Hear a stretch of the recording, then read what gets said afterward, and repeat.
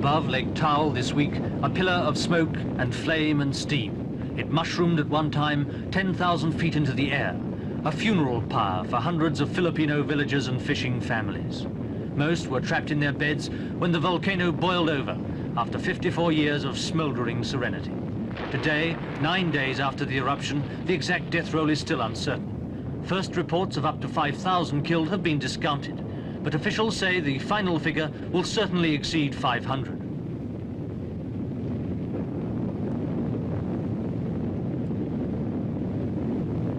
Its setting had become a tourist paradise. For half a century, it had lived down its sinister history, until last week.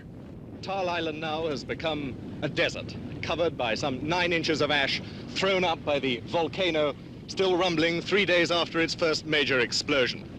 The eruption of the volcano came as a complete surprise. Volcano experts have been over onto this island as shortly as 2 weeks before the explosion. They predicted that it was completely safe for the 4,000 inhabitants of the island. When the volcano went off at 2 o'clock on the morning of last Monday, it came with complete surprise. There were no preliminary rumbles. No warning at all was given to the people who lived here. Within 3 hours, it's estimated that some 500 people had died. Much of the island died with them. Beneath the rain of white-hot ash, trees became petrified. Mud and ash lay 10 feet deep in places. Cattle struggle out of it, only to be suffocated by sulfur fumes. Behind them, the human survivors left devastation and memories of the warning that was ignored. The experts had told them it was safe to stay, but when the August danger signals appeared, relatives on the mainland appealed to the people of Taal to leave. They said no, it was time to bring the rice in. They would wait for the first rumble. When it came, it caught them sleeping, and there is no rice to harvest on Taal today. Some villages were engulfed by the blanket of lava and ash. In others, just a house here and there was left standing. Nobody yet knows whether the families who lived here have survived, whether they'll return to build again, with the help of the £45,000 disaster fund set up by President Macapagal of the Philippines. Soon after the disaster, when it was feared that fresh eruptions were imminent, the government stopped people returning, and police put the island out of bounds.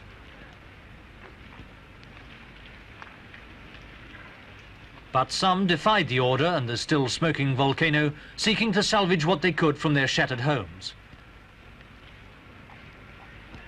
Among those who returned, Delfin Barrero. He's a fisherman with a wife and 10 children to keep on £3.10 a week. His home is 1.5 miles from the crater, but he's reluctant to leave, even though there's devastation all around.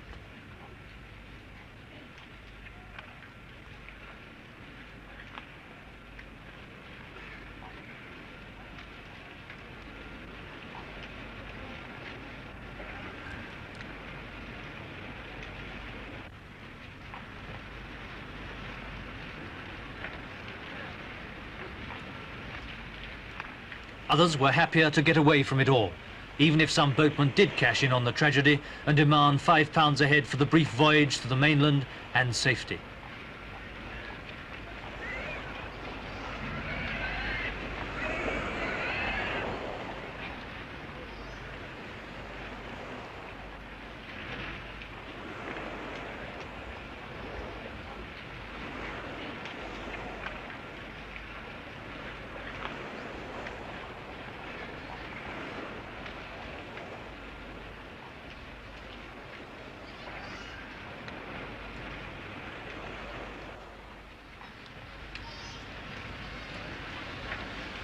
Red Cross and other emergency services went swiftly into action as the refugees gathered in schools and rest camps on the mainland. But this week came signs of unrest over the way the operation was being handled. The complaint, no real coordination of the various private and official efforts.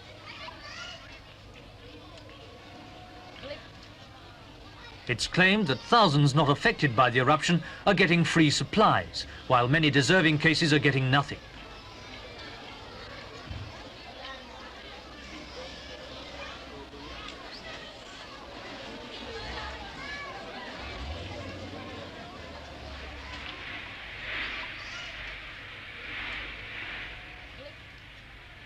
While some survivors waited patiently for their rations, others told their stories to Gerald Seymour. Now, what happened to your village when the volcano exploded? Oh, I felt afraid. and I'm shooting very far, very loud.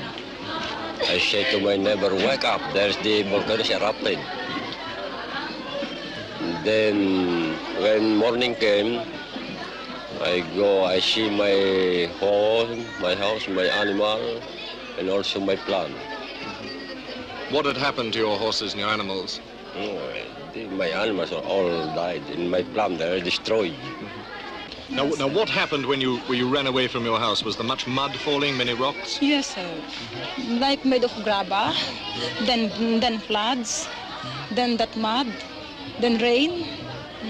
The thunder and lightning were our lungs during that time. How did you manage to leave the island? How? We ran and ran. Were many people killed in your village? Yes, sir. Like in our neighbor barrio, there are some who are near the river, so they rode in a boat, and by means of two boats they rode, and because of because they are overloaded, the boat was drawn into the river, so some of them died. Well, what did you do then? How did you escape from your village?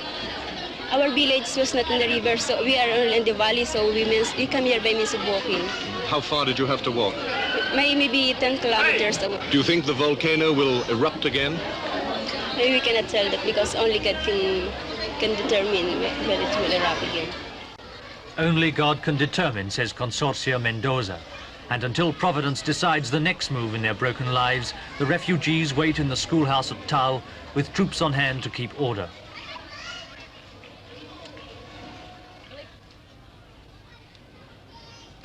The schoolhouse is not only a temporary home, but a makeshift hospital for the injured of all ages.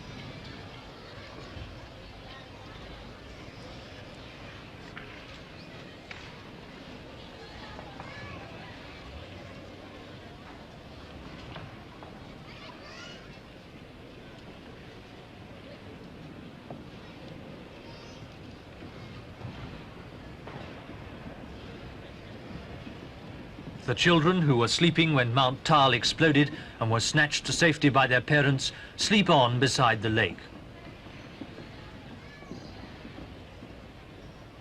But these are the lucky ones. Many died in the frantic rush for the boats, and many more were injured. Dr. Garcia, what sort of injuries have you had to treat? Well, actually, most of them were burns incurred as a result of the throwing out of the hot lava emitting from the volcano.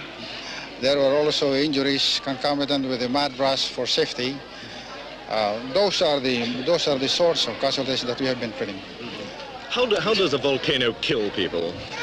Well, in this particular case, I think the death was caused by suffocation. Of those who weren't suffocated, some have homes to go back to, others haven't. But one thing they have in common. They lived on a volcano, now they share the vacuum of life in a refugee camp. Because the Filipino volcano experts have proved unable to predict whether or not the Taal volcano will explode again, the authorities have taken the precaution of evacuating some 50,000 people from the shores of Lake Taal. These people at the moment are living in pretty grim conditions. Someday, however, they'll go back to the shores of Lake Taal. They'll go back to the island and again start cultivating the fields underneath the volcano, just as their grandfathers and grandmothers did 54 years ago after the first volcano on Taal Island erupted. It remains to be seen whether or not this latest volcano will exceed in death toll the performance of the one in 1911. On that occasion, 1,100 people died.